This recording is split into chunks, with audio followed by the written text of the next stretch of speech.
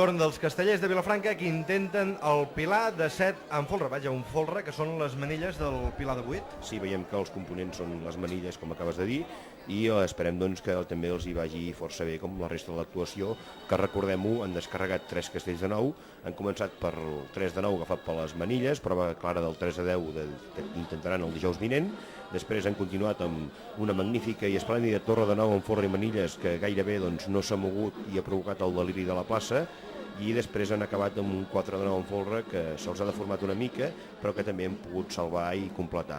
Ara volen posar també la seva cirereta, igual que fer la Colla Vella amb un pilar de 6, però els castellers de Vilafranca doncs, han intentat fer-ho amb un pis més i ara d'aquests moments ho intenten amb el pilar de 7 amb folre. Veiem que l'aixecador ja està agafat i està entrat i l'enxaneta doncs, que està arriat amunt i en aquests moments fa la motxilla.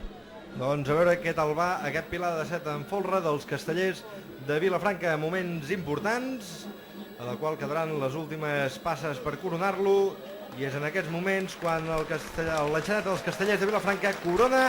el pilar de 7 en folre. Realment està molt i molt parat, i el folre, les manilles d'aquest pilar de 8, doncs també.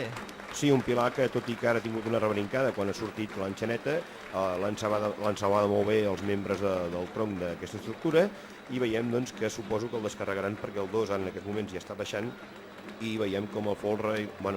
són unes manilles, podríem dir, estan treballant força bé, el terç també està molt bé i molt ben dret, i aleshores, doncs, com podem veure, acabaran completant aquest pilar de 7 en folre. Així ho celebren els castellers de Vilafranca, pilar de 7 en folre descarregat per completar la seva actuació.